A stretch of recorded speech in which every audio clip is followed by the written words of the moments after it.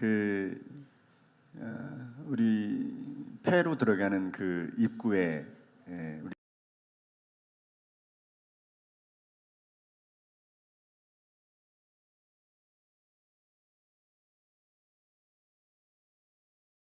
간에 정말 좋은 소리가 나기 마련이잖아요.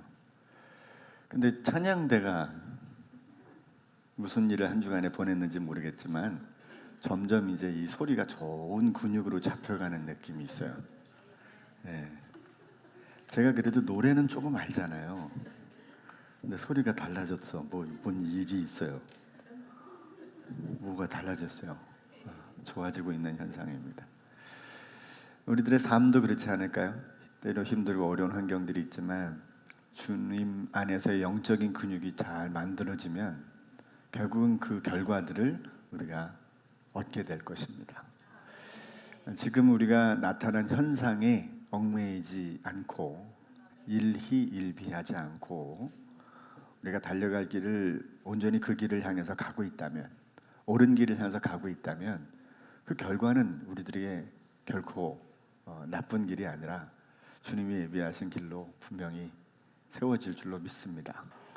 힘든 시기가 맞고 어려운 시기가 맞던데 이럴 때일수록 우리가 좀 긴장하고 또 하나님 앞에 더 기도하고 또 바짝 엎드리면 우리 하나님의 은혜가 이 과정을 통해서 우리들에게 더 풍성하게 채워지는 시간이 되리라 믿습니다. 여러분, 그 수요일날 또 금요일날 기도하는 분들이 좀 함께 오셔서 그래서 기도하고 있는데 사실 2시간 꼬박 앉아가지고 1시간 한 15분 정도 앉아가지고 주절거리며 기도하는 게 쉬운 일은 아닙니다. 그런데 여러분들이 기도 제목도 교회 이제 헌금함에 계속 넣어주세요. 우리가 같이 기도할 때 같이 기도하겠습니다. 그리고 어려움들을 계속 돌파해가는 그런 환경을 하려고 합니다. 파도를 보면 한번 딱 오고 끝나는 법이 없습니다. 산을 보면 한 산만 딱 있고 끝나는 경우가 없잖아요. 산 위에 또 산 있고 산 있고 파도가 올 때 또 하나 해결하면 또 파도가 오고 파도가 오듯이 우리 삶에는 끊임없이 옵니다. 지금 문제만 해결하면 살 것 같지요? 그럼 여러분 아시잖아요. 지금 문제가 해결된다고 살 수 있는 게 아닙니다. 또 찾아오고 또 뒤에 파도가 작정하고 계속 밀어붙이고 있는데 아무리 그것이 밀려와도 끄떡없는 방파제를 준비하고 그것에 우리가 대비를 하면 얼마든지 넘어갈 수 있는 환경이 되리라고 봅니다. 안팎으로 또 국내외적으로 종교계적으로 모든 환경이 쉽지 않은 시간을 우리가 보내지만 이 일을 통해서 하나님의 역사를 더 깊이 누리고 만나고 경험하고 승리케 되는 축복의 역사가 우리에게 있기를 간절히 소망합니다. 오늘 이제 요한계시록 3번째 시간을 통해서 또 우리가 주님의 은혜를 나누겠습니다. 예수님의 위로와 명령이라는 제목으로 함께 은혜를 나누겠습니다. 지난주 반모섬에 있던 요한을 찾아오신 주님께서 자신의 모습을 보여주셨죠. 지상에 있었던 예수님의 모습과는 전혀 다른 모습으로 요한을 찾아오셨어요. 그리고 요한에게 명령하시는 모습을 우리가 생각해 보았습니다. 창조주의 형상과 그 권능 앞에 요한은 깜짝 놀랄 수밖에 없었을 것이지만 반면에 그것은 위기에 놓였던 당시의 요한, 온갖 핍박과 박해로 이제 어떻게 보면 그 말년의 노년의 맨 마지막을 사시고 있을 요한 아니었겠습니까? 몸도 여러 가지 환경도 쇠약해질 수밖에 없는 그런 환경 속에서 어쩌면 절체절명의 위기 속에서 거할 수밖에 없었던 요한, 그리고 요한의 공동체, 그 당시에 초대 교회들, 정말 주님을 믿는다는 것 때문에 다 이뤄야만 하는 그런 환경 가운데 놓였던 그들이 바로 이 주님의 모습을 보면서 새로운 희망을 이제 갖게 되는 은혜들을 이제 누리게 됐을 것이다 라고 하는 것이 지난주 말씀의 요지였습니다. 오늘은 요한을 찾아오신 주님께서 그를 위로하시고 또 새로운 사명을 부여하셨는데요. 일곱 교회와 또 동시에 그 사명은 우리들에게까지도 연결될 수 있음을 한번 더 생각해 보는 시간을 갖겠습니다. 첫 번째는 이제 국면의 전환이 시작됐다는 것을 말씀을 드리고자 합니다. 아픔을 겪으면 여러분 일반적으로 그 아픔에 우리가 집중하게 됩니다. 예를 들면 사람에게 이제 굉장히 사람과 관계가 힘들어지면 아침부터 저녁까지 그 사람만 묵상해요. 네? 그래서 제가 상담을 종종 하다 보면 이분은 잘 모르겠는데, 저랑 상담하는 이분은 잘 모르겠는데 이분이 미워하는 사람에 대해서는 잘 알겠더라고.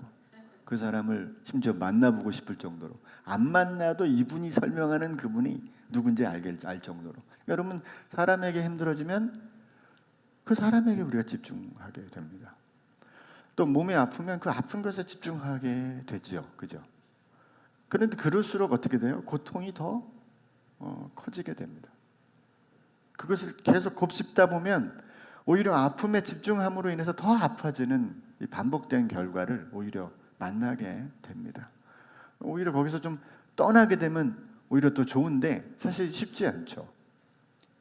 지난번에 우리 한 집사님도 그런 말씀하셨지만 주사 놓을 때 따끔 그런 다음에 이렇게 근육 주사 같은 거 놓을 때 이렇게 엉덩이 딱 치고 딱 꽂으면 이게 바뀌어가지고 꽂고 때리는 경우도 있는데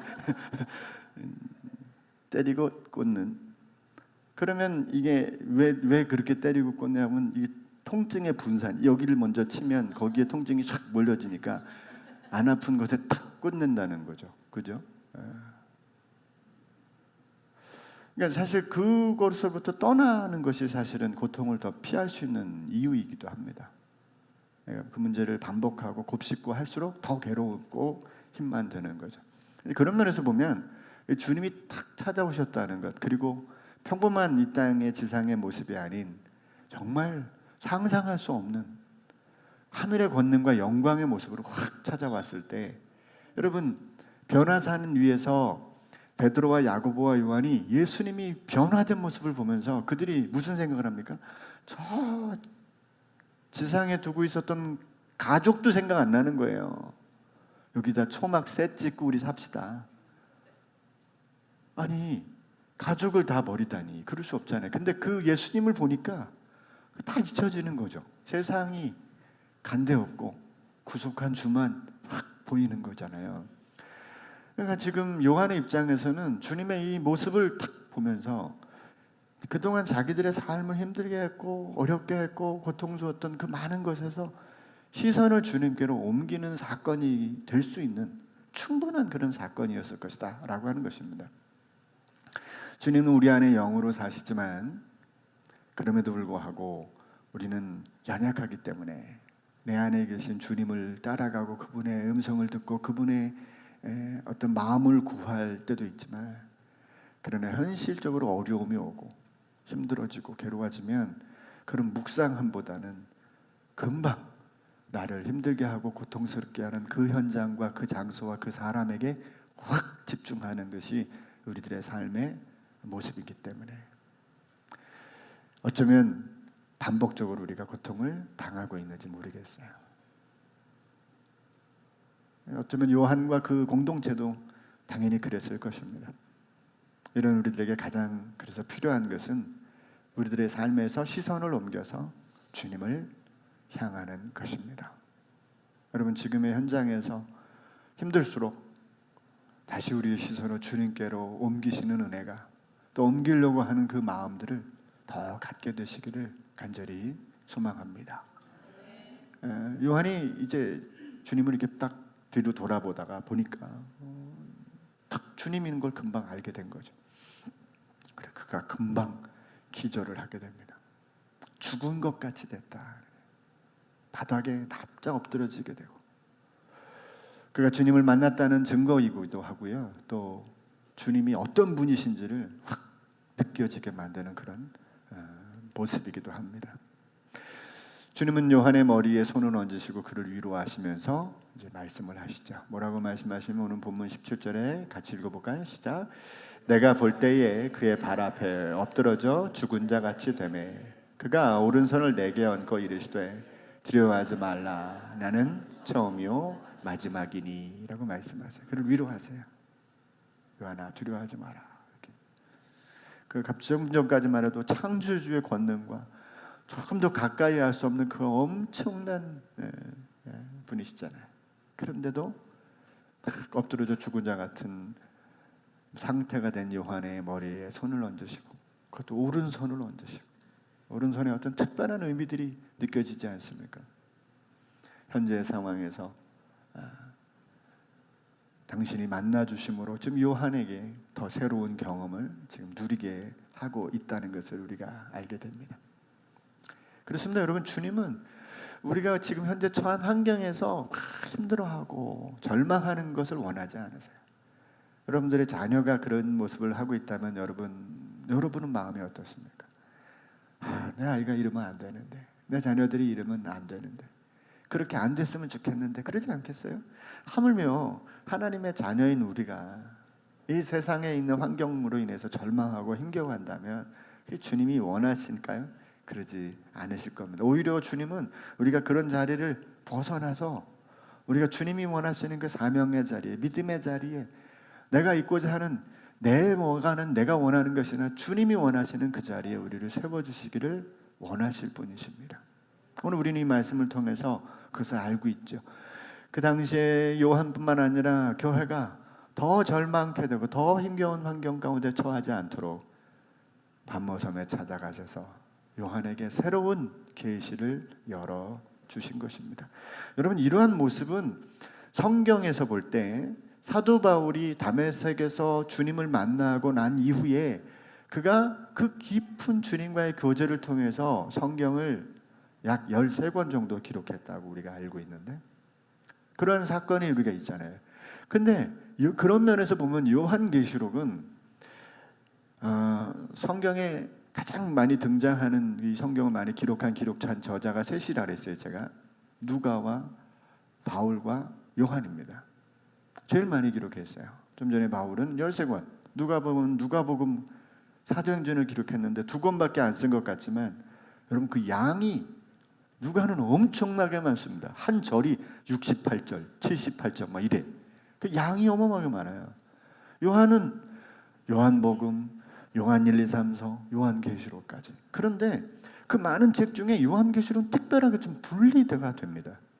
이거는 온통 주님께서 보여주신 그 환상과 오늘 그 말씀에 보면 본 것과 또 있는 일과 장차 될 일에 관한 어마어마한 일들을 구체적으로 요한에게 보여줘서 나타낸 계시이기 때문에 좀 성격이 다른 겁니다. 그것은 그 시대에 하나님께서 시대를 회복시키시고 이 초대교회 안에서 이루시는 이 엄청난 박해 시기 속에서 주님이 이 땅에 오신 구원을 알리시고 복음을 오늘 이 시대까지 전달하기 위한 아주 강력한 처방전과 같다고 저는 생각해요. 이 요한계시록이 있었기 때문에 오늘 나머지 성경까지도 다 한꺼번에 우리 가운데 올 수 있지 않았나 생각이 됩니다. 음향을 보면요, 여러분 우리가 그냥 여기 스피커가 있지만 그 스피커를 딱 뚜껑을 열어보면 아주 고음 파트가 있어요. 저기 위에 파트가 나오는 데가 있고 중간 파트가 있고 소리가 아주 베이스 파트만 나는 곳이 따로 있습니다. 그 중에 지금은 우리가 위에까지 소리가 들려갈 것 같아서 안 쓰는 앰프가 있는데, 스피커가 있는데 저기 뒤에 저 네모난 스피커, 저게 이름이 우포라고 하는 겁니다. 우포. 쟤는 꽂고 우리가 말을 하면 들리지가 않아요. 내가 안녕하세요 그러면 저는 어떻게 들리냐면 이런 소리밖에 안 들려. 그냥 베이스 소리만, 내 목소리에서 베이스 소리만 빼가지고 웅웅웅 소리가 들려요. 근데 신기하게 저 소리가 있고 없고는 굉장히 차이가 있는 게, 저 웅웅거리는 우퍼의 역할이 뭐냐면, 음향 전문가들의 표현에 따르면 고음과 중음을 이 베이스음에 실어가지고 멀리 나가게, 사람들한테 정확하게 들리고 현장감 있게 들리게 만드는 기능을 우퍼가 하고 있다는 거예요. 저는 요한계시록의 의미가 뭘까? 이 국면의 전환을 이뤄가는 이 주님의 방식, 한 번도 그런 적이 없어요. 다른 성경에는 예수님이 이런 모습으로 등장한 적이 없어요. 요한에게만 이런 모습으로 등장하시고, 사도를 기절하게 만들고 말이야. 아니 변화산에서도 이 정도는 아니었잖아, 그죠? 그런데 기절하게 만들. 이 어마어마한 사건을 가지고 초대교회뿐 아니에요. 그 시대에 완전히 새로운 전환을 만들어내신 사건이었다라고 저는 생각합니다. 이 엄청난 사건 때문에 오늘까지 교회가 건재하고 복음이 우리에게까지 전달될 수 있는 사건이었다. 그러면서 보면 우리는 감동적인 부분을 지금 만나고 있는 거예요. 국면의 전환은 주님을 만남으로 시작이 됩니다. 주님이 찾아오심으로 역사가 이루어졌듯이 오늘 우리들의 환경 속에 다시금 새로운 변화를 꿈꾸고 새로운 환경 안에서 성장을 꿈꾼다면 더 깊이 주님을 만나는 은혜를 갈망할 때 그것이 열린다고 믿습니다. 여러분 오늘 아침까지도 집중하고 있었던 고통의 문제로부터 나오십시오. 그리고 주님을 더 붙들려고 마음을 정하십시오. 영 감동이 없으신 분들을 위해서 옆 사람과 대화하겠습니다. 고통에서 나와서 주님께 집중합시다. 시작. 고통에서 나와서 주님께 집중합시다. 별로 공감을 아직도 안 하셔서 꼭 그래 봅시다. 시작. 꼭 그래. 나는 뭐 그렇게까지 힘들지 않아요. 이런 분은 괜찮아요. 근데 힘드신 분들은 꼭 주님께 더 주님을 향해서. 그래서 진짜 우리들의 찬송가 고백처럼 세상과 나는 간 곳 없고 구속한 주만 보이는 그런 경지에 이르는 은혜가 있기를 소망합니다. 여러분 요새 눈 좀만 더 크게 뜨면 이 세상이 정상이 아니에요. 정말 여러분 대한민국의 위기가 여러분 대충 지금 아유 좀 힘들다 정도가 아니잖아요. 조금만 경제적인 환경을 이렇게 열어보고 세상 환경을 열어보면 지금 절체절명의 위기야. 한국은 죽어나게 생긴 겁니다. 고래 싸움에 새우등 터진다고 지금 터지기 일보 직전. 두 번째는요, 주님을 만나는 길이 그럼 뭐냐? 이걸 한번 좀 보자는 겁니다. 굳이 주님을 만나지 않아도 뭐 지금까지 무리 없이 신앙생활을 하고 있는데 내가 열심히 봉사하고 내 직분 감당하고 예배 열심히 드리면 되지 않겠나 이런 생각을 하실 수 있는 분도 있어요. 또 내가 주님을 만나려고 노력해봐도 굳이 뭘 날 찾아오신 적이 없다. 그런 생각이랑 일찌감치 난 포기했다. 이런 분도 제법 됩니다. 주님을 만나려고 해도 잘 안 돼서 포기한 분도 있다는 소리를 들었습니다. 제가 나는 뭐 안 만나도 이대로 열심히 주님 믿고 갈래요. 이렇게. 그러나 여러분 우리는 주님을 만나고 경험할 수 있습니다. 그거 없이 어떻게 믿고 살래요? 잠언 8장 17절에 이게 이제 나라 여기서 나는 지혜입니다. 지혜인데 우리 주님이 누구예요? 지혜의 왕이시란 말이죠. 지혜조차도 지혜가 하는 말이에요. 나를 사랑하는 자들이 나의 사랑을 입고 나를 간절히 찾으면 나 지혜를 만날 거야. 이렇게 얘기하는 거거든요. 그럼 하물며 여러분 지혜의 왕이신 주님은 우리를 안 만나 주시겠냐고. 구약의 그 지혜가 누굽니까?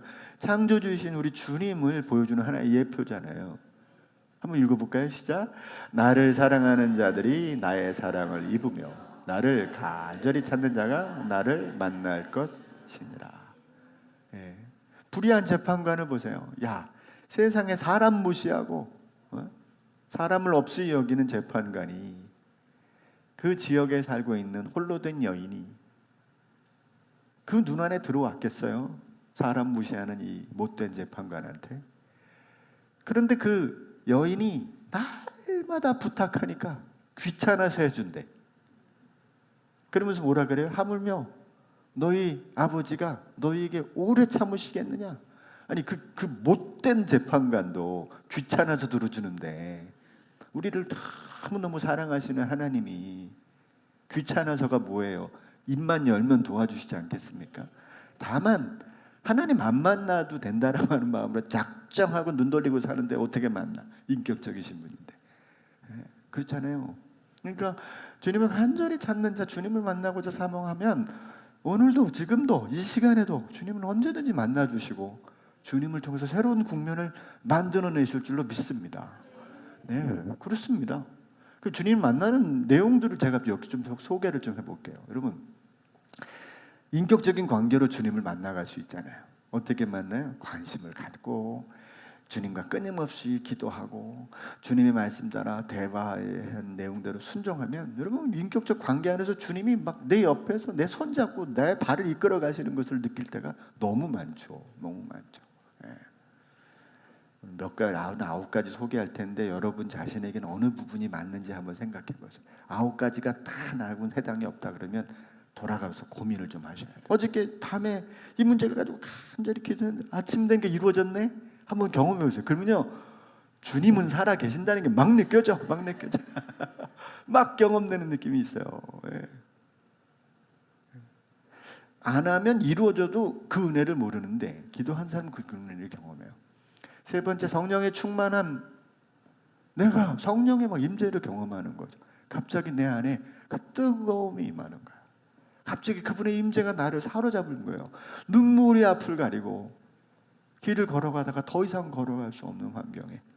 그래서 어떤 분들은요, 요 은혜를 지키려고 아예 쓸데없는 일엔 관심 안 하고 요것만 지키려고 자기 하나님만을 딱 지키는 사람도 있어요. 내가 그런 분들 봤거든요. 이분들은 요 은혜가 너무 좋으니까 딴 사람이 가까이 오면 안 돼. 그래가지고 다 스케줄 끊고 오직 하나님과 자기와의 그 기쁨만을 누리려고 사는 분들이 굉장히 많습니다. 생각보다 많아요, 여러분. 그게 좋아가지고. 또 보실래요? 네 번째, 이웃에 대한 태도가 바뀔 때가 있어요. 갑자기 내가 되게 미워하는 사람인데 그냥 품어주는 거지. 이해가 되고, 아유 그 사람도 그렇겠지라고 덮어지는 마음속에 갑자기 주님의 은혜가 훅 다가오는 경우도 많아요. 이게 어떻게 가능해요? 내 마음에, 내 성격에, 내가 겪은 일로 인해서 그런 내가 어떻게 긍휼의 마음을 갖게 되고 눈물을 흘리게 되냔 말이에요.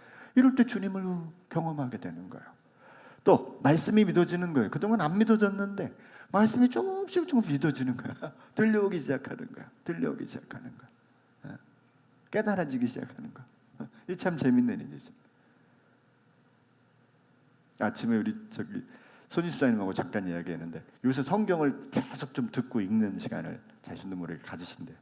근데 이게 맨날 들으니까 맨날 읽고 그러니까 이게 조금씩 바뀐다는 거예요. 이게 좀 이게 달라지네? 이런 생각이 조금씩 경험한다는 거예요. 신기한 일이죠. 당연하죠. 그럴 때 주님을 만나게 되는 거예요. 또 믿음의 순종이 일어납니다. 불가능한 일에도 담대하게 순종할 마음이 내 안에 찾아오는 거. 여러분 그건 주님이 내 안에 오시는 거예요. 뭐 주님이 신기하게 오늘 요한계시록에 나와 있는 모습만 가지고 온다고 생각하시면 안 돼요. 갑자기 감동이 오는 거죠. 또 예배가 즐거워집니다. 기다려집니다. 귀찮아집니다. 이게 아니라 또 예배 드리러 가야 돼. 어떻게 도망가지 오늘. 많은 남편들의 고민이기도 합니다. 찬양과 기도가 즐거워져. 찬양은 막 마음이 막 기뻐지고 또 복음을 전하고 싶은 마음 막 생겨요. 이거 내가 누구한테 이거 전해줬으면 좋겠다. 이 마음이. 이게 다 주님이 내게 오셨다는 증거에 드린 거예요. 네. 아멘이십니까? 일부만 제가 말씀을 드리고 있는 거예요.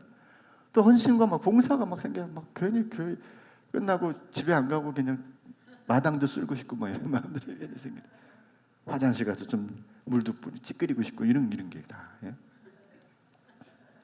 주님을 만나는 일은요, 여러분 수없이 많은 결과들로 이미 경험되고 증명되지요. 또 실제적으로 여러분 인격적인 관계가 이게 사실 기도를 통해서 끊임없이 주님과 대화하기도 해요. 계속해서 그런 것입니다. 물론 이런 일은 개인적인 경험이기도 하지만 중요한 것은 여러분 그 관계 안에서 분명하게 일어나고 있다는 거예요. 나하고 내 마음속에 그 주님에 대한 은혜들이 펼쳐지고 있고 그 주님과의 만남이 이루어지고 있다는 사실이 중요한 거예요. 남들이 뭐라면 뭐해. 나는 지금 그분과 만나고 있는데 그럼 너는 너네 길을 가. 나는 그분을 지금 만나고 있어. 난 기뻐. 그리고 주님을 향해서 일어날 수 있는 거죠. 우리는 현재 고난이 제거되고 괴롭히는 사람이나 고통의 원인이 없어지길 바라지만 사실 더 필요한 건 그래서 주님을 더 깊이 만나는 것입니다. 그 중에서 여러분 가장 확실한 주님을 만나는 것은 우리가 이렇게 날마다 오늘 요한계시록에 등장한 그런 모습으로 나타나 주세요. 뭐 기절하려고 하려면 하세요.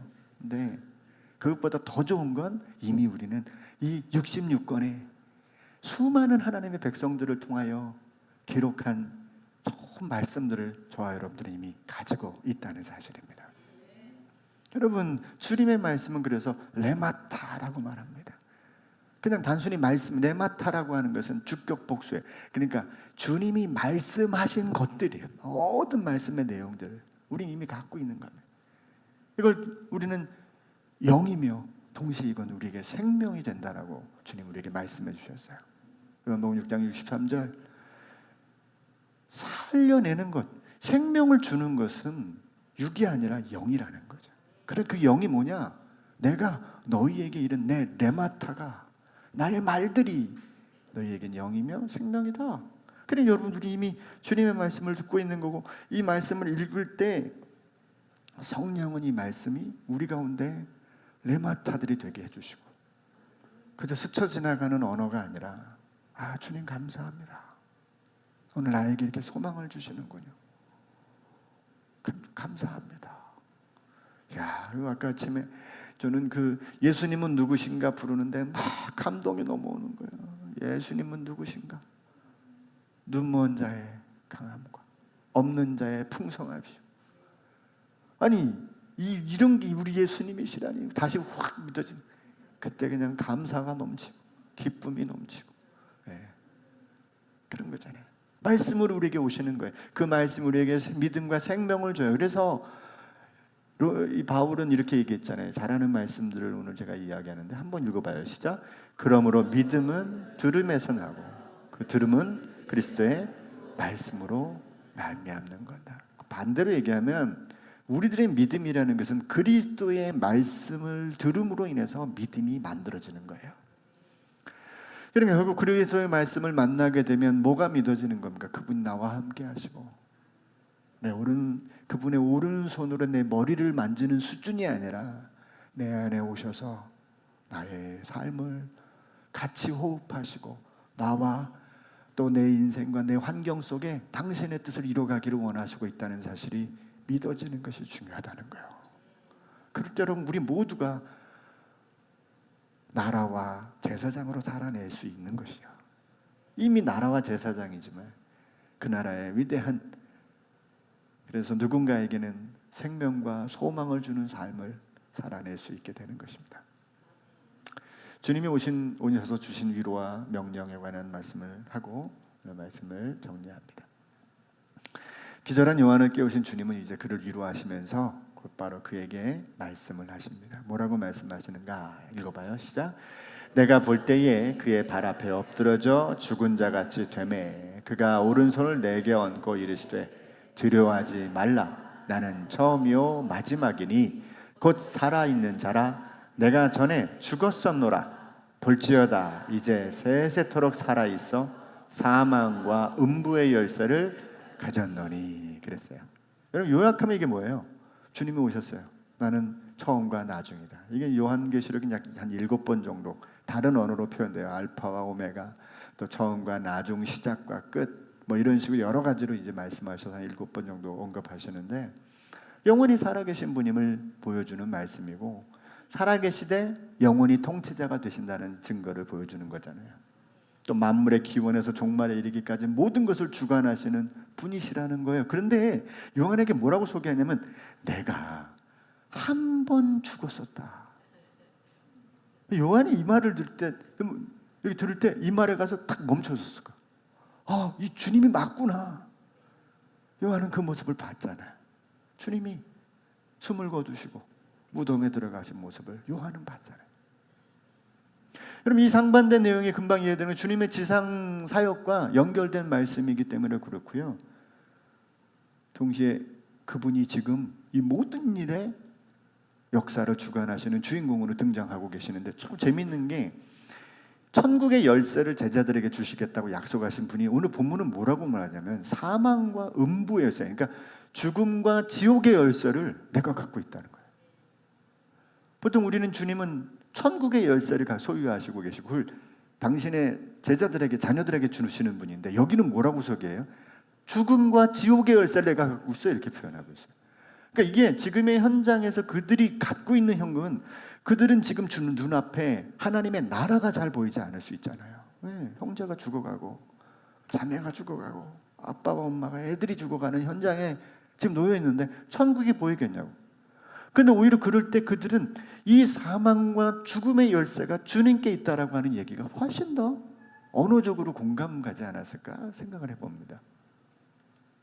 무서움에 떨 필요도 없고 심지어 당신도 죽으셨지만 되살아나신 분이시고 이제 사망의 여탈권을 가지고 계시니 두려워할 게 없다라고 요한은 그 말씀 속에서 이런 수많은 생각들이 아마 마음속으로 올라오지 않았을까 생각이 됩니다. 저 같으면 그랬을 것 같아요. 앞에서도 말씀드렸지만 이것이 주님을 만나면 해결되는 일이고 주님의 말씀을 입에 두어야 할 이유가 되는 것입니다.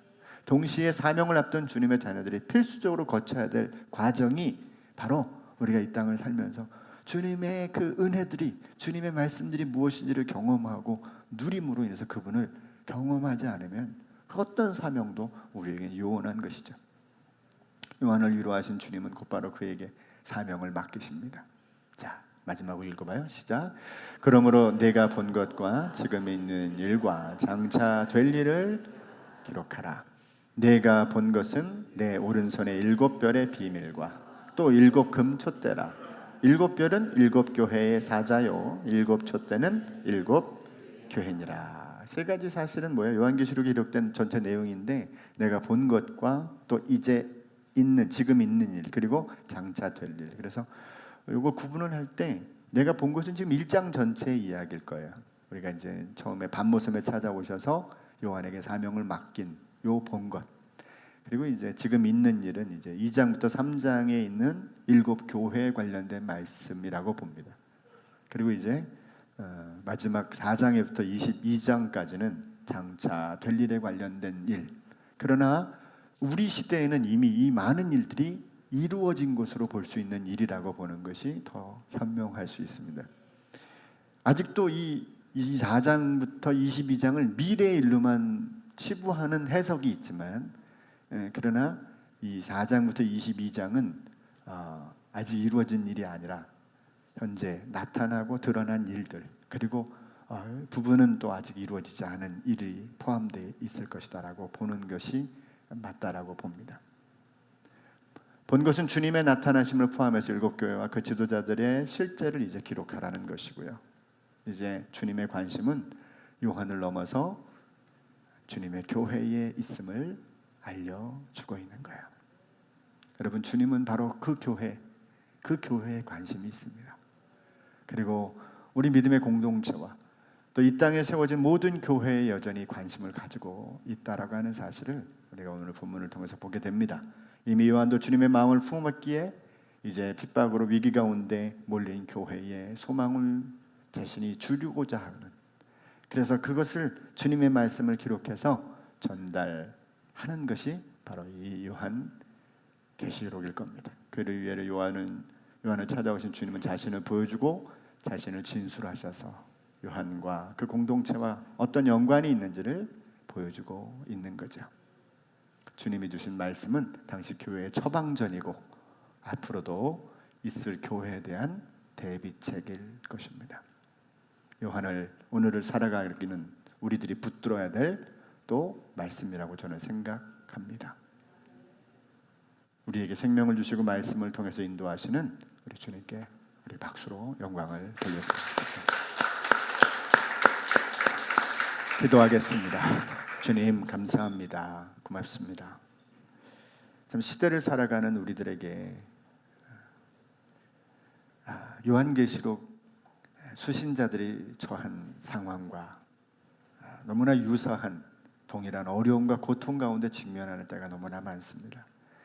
우리는 그 고통의 원인에 집중하고 그 안에 갇혀 살 수밖에 없는 연약함을 가지고 있지만 오늘 주님은 요한을 찾아오셔서 그의 시선을 빼앗아 당신 자신에게로 향하게 하시고 소망을 통하여 미래의 구원을 나타내시고자 하는 위대한 역사들을 어떻게 출발시켰는지를 우리가 1장을 통해서 살펴보았습니다.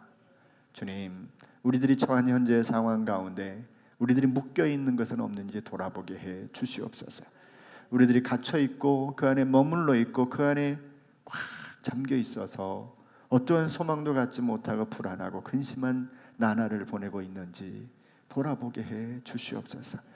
다시금 우리의 눈을 시선을 돌려 주님을 향할 수 있는 믿음을 열어 주셔서 우리 각자에게 각자에 맞는 상황대로 형편대로 주님의 영으로 찾아와 주셔서 믿음의 주님을 바라보고 소망 가운데 일어나는 주의 자녀들이 다 되어지게 하여 주시옵소서.